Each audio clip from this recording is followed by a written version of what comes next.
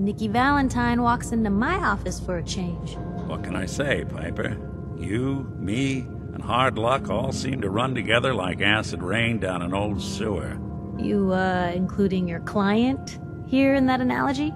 So, you two are finally letting me in on this little case of yours. What's the story? We need help, Piper. This man named Kellogg kidnapped my son. But that wasn't all. He was working with the Institute. He gave them Sean. The Institute. Oh boy. I've been investigating these creeps for over a year now. The Commonwealth's boogeyman. Feared and hated by everyone. True enough. Sometimes they snatch people in the middle of the night, and sometimes they leave old synths behind to remind us that they're out there, but to this day, there's one thing nobody really knows. Where the Institute actually is. Or how to get in. Exactly. But there's one person who has to know, right? The guy who just handed them Sean. Kellogg. Huh. Man like that would have had access. In and out. But we both know that angle isn't going to work. Because he's dead. So, a murderer and a kidnapper gets his brains blown out by an avenging parent. Huh. Be a great ending if we didn't still have the biggest mystery in the Commonwealth to solve. He wasn't gonna talk. Even if I had a way of bringing him in alive. Gets his brains blown out. Huh. His brains. You know, we may not need the man at all. You're talking crazy here, Nick. Got a fault in the old subroutines? Look, there's a place in Good Neighbor called the Memory Den. Relive the past moments in your mind as clear as the day they happened. If anyone could get a dead brain to sing, it'll be Dr. Amari, the mind behind the memories. I hope you're right, Nick. Let's see. I guess we're gonna need a piece of Kellogg's brain. Enough gray matter to bring to Amari and find out if this is going to work. Jesus, Nick. Gross. Seriously? I know it's grisly, but what choice do we have? We got no leads, nothing. That old merc's brain just might have all the secrets we need to know. Actually, I think I already have something. Kellogg had this thing attached to his head. Cybernetics, huh? We may have just won the lottery. Whether we're riding this crazy brain train or not, we can't all go running across the Commonwealth, so... who's coming with you? I have to go to the Memory Den either way, if I'm going to introduce you to Amari. But if you want to head there together, just say so. It's you and me, Nick. Let's get going. Don't worry. We're gonna get your boy back. Just a few more steps. Well, you two are out and do some more research. I'll be here if you need me.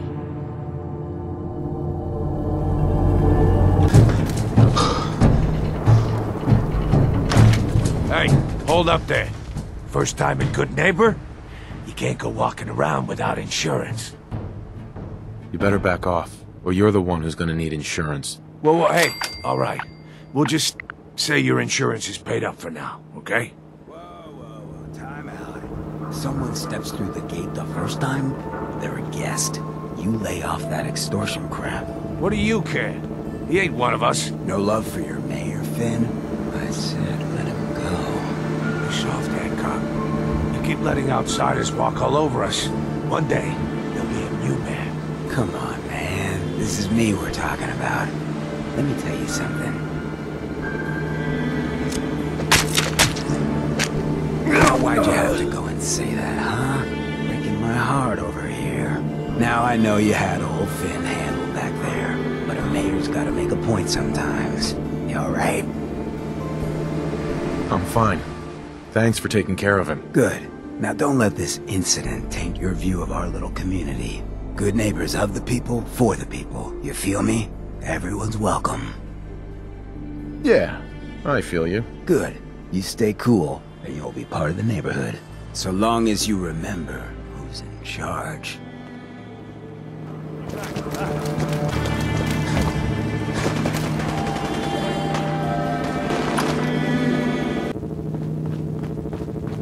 Well, Mr. Valentine.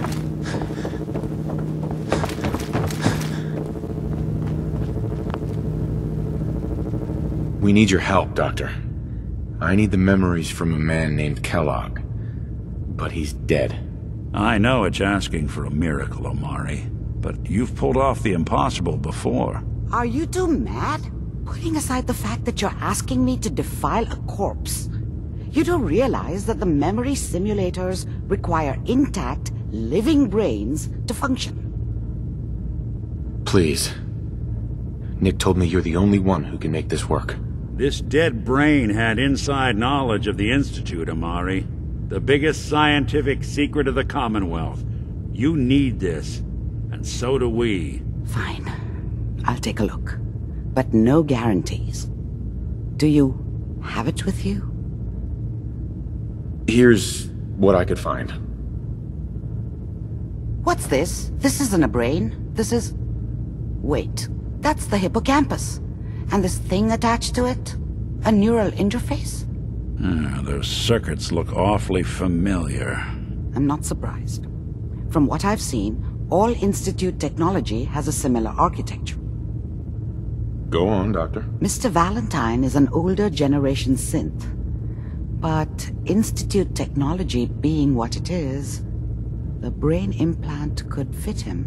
But that's an incredible risk to take. We're talking about wiring something to his brain. Don't worry about me, Amari.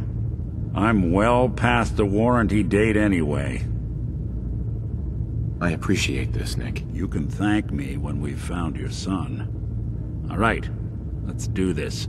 Whenever you're ready, Mr. Valentine. Just sit down. If I start cackling like an old grizzled mercenary, pull me out, okay? Let's see here. I need you to keep talking to me, Mr. Valentine. Any slight change in your cognitive functions could be dire. Are you feeling any different? There's a lot of flashes. Static. I can't make sense of any of it, Doc. That's what I was afraid of. The mnemonic impressions are encoded. It appears the Institute has one last failsafe. There's a lock on the memories in the implant. Tell me you have a way past this, Doc. Let me think. The encryption is too strong for a single mind. But what if we use two? We load both you and Mr. Valentine into the memory loungers. Run your cognitive functions in parallel. He'll act as a host, while your consciousness drives through whatever memories we can find. All right. Let's get started. Just sit down over there, and keep your fingers crossed. See you on the other side.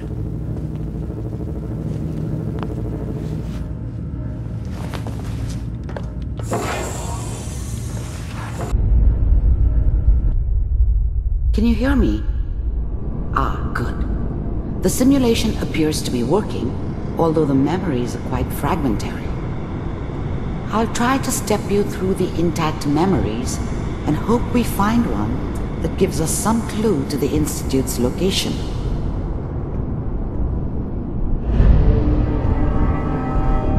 There. This is the earliest intact memory I can find.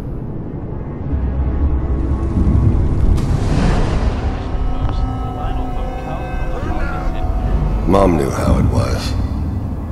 She wasn't soft, but she loved me in her way. And she protected me from Dad. That cost her more than a few beatings. Remember, you are experiencing these I never knew what memories happened to as her Kellogg. after I left. This may prove disorienting want to at know. first. Not then. I was such a dummy back then. What did I know about how the world worked? I think now she wanted me to kill him. I should have. Instead, I ended up running away. I told myself I wanted to find somewhere out from under the thumb of the NCR and all their rules. But really, I was running from the guilt of not protecting her from Dad. It doesn't matter now, though. This doesn't seem to be what we're looking for. There appears to be another intact memory close to you in temporal sequence. There. Try that one. The thing about happiness is you only know you had it when it's gone. I mean, you may think to yourself that you're happy, but you don't really believe it. Focus on the petty bullshit or next job or whatever. It's only looking back, by comparison with what comes after, that you really understand that's what happiness felt like. I was the worst thing that ever happened to her. If she'd never met me, she'd have stayed in the hub, maybe hooked up with someone who didn't kill people for a living. Probably been happier than she was with me. Almost certainly lived longer. It's gonna be fine. Whatever made me think that a guy like me should have a daughter? No, I never deserved her. Not for 1 second. Let's keep looking. I'll connect you to the next intact memory.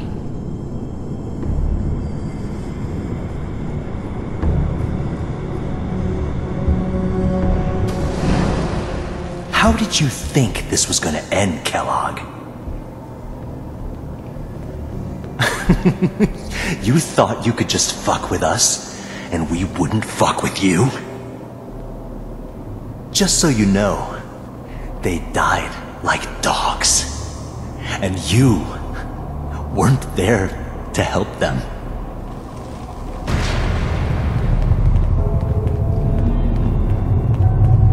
I found another memory to try. I'll connect you.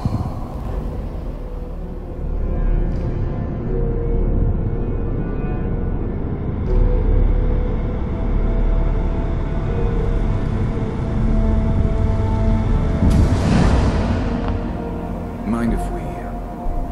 I don't remember much from that time. It all kinda blends together. There was almost always a bar, though. That's universal. There's always someone who wanted someone else dead. Sometimes just roughed up, but dead was usually what they wanted. Sometimes they thought they could cheat me. That was usually only when I first arrived somewhere. Didn't matter to me. They just took it as part of the job. Little extra thrown in for free. I always got paid in the end. One way or another. There was always a job for someone like me. I didn't care where I was going. Ended up mostly wandering east. Getting as far away from San Francisco as I could, maybe.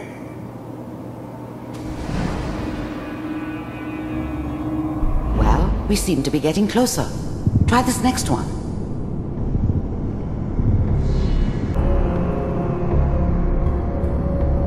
Mr. Kellogg, I'm glad you decided to meet with me.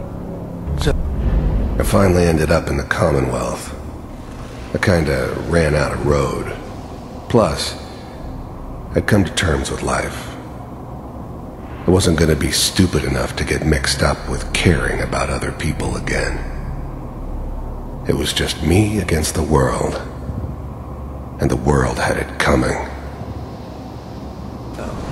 You're with the Institute.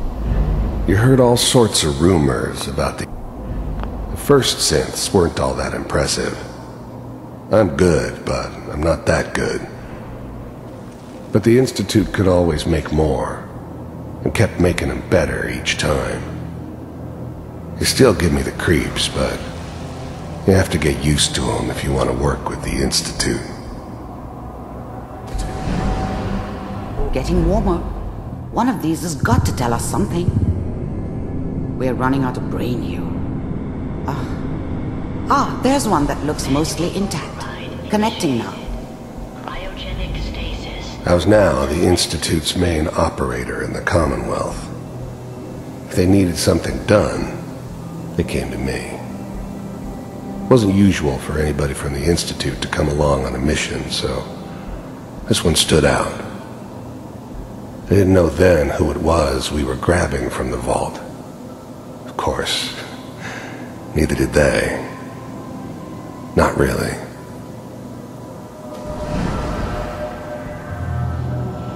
I found another intact memory. Whenever you're ready.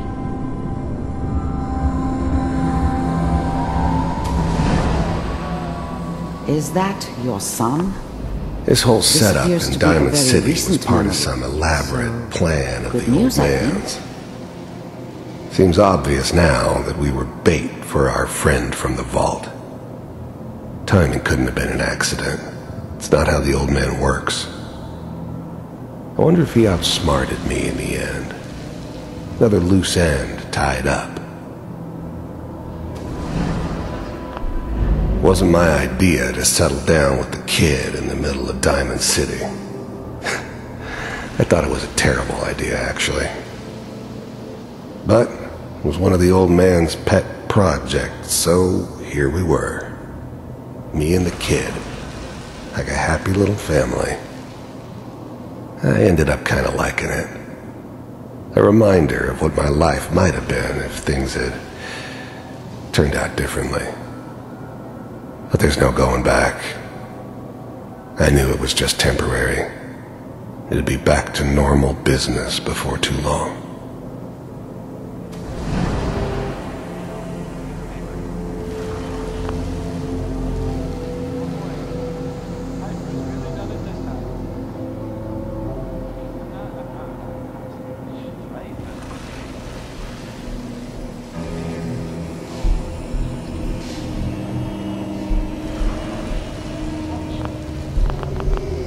Kellogg. It's okay. One of these days you're gonna get your head blown off just barging in here like that. The new breed of synths could easily pass as human. Some of them did. But the coursers, they weren't built to blend in. They were killing machines, pure and simple. Smarter, stronger, and faster than almost any real human. I'm just glad they were always on my side. Minimizing my exposure to civilians is a priority. Forget I said anything. So what's the big crisis this time? New orders for you. One of our scientists has left the Institute. Left? As in? He's gone rogue. Name's Dr. Brian Virgil. We know he's hiding somewhere in the glowing sea. Here's his file. Wow. Some heads are gonna roll for this. Capture and return, or just elimination? Elimination. He was working on a highly classified program. No kidding. One of the top bioscience boys? Damn. So, I guess you're taking the kid back with you. Affirmative. Your only mission is to locate and eliminate Virgil. You're taking me home to my father? Yes. Stand next to me and hold still. Okay.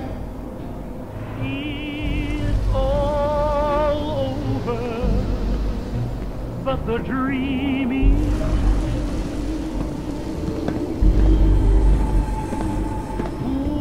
X688, ready to relay with Sean. Bye, Mr. Kellogg. I hope I see you again soon. Bye. Teleportation. Now it all makes sense. Nobody's found the entrance to the Institute because there is no entrance. Let me pull you out of there as soon as you're ready.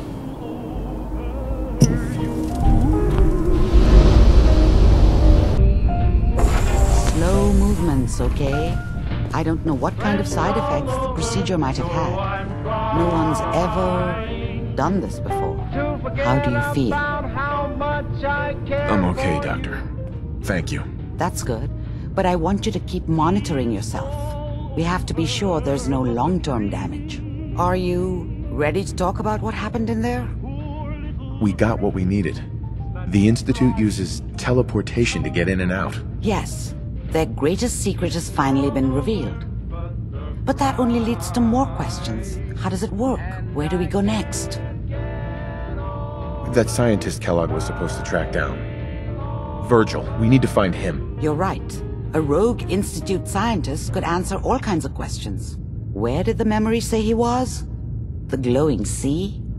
That doesn't make sense. No one goes there. Not even if they were desperate. If we need to find Virgil, then I'm going after him. If you're going to go, be prepared. You'll need some way to combat the radiation there. It's called the glowing sea for a reason. I'll find a way to get through the rads. Don't worry. Good luck. And be safe. By the way, I unplugged Mr. Valentine first. Removed the implant while you were waking up. He's waiting for you upstairs.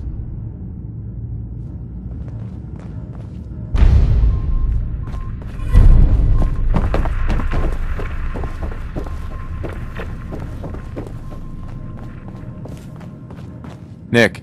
Hope you got what you were looking for inside my head. That was right. I should have killed you when you were on ice. Kellogg? Is that you? What? What are you talking about? You sounded like Kellogg just then. Did I? Huh. Amari said there might be some mnemonic impressions left over. Anyway, I feel fine, so let's get going. Let's get going, Nick. Been one heck of a ride so far. Let's see where it takes us next.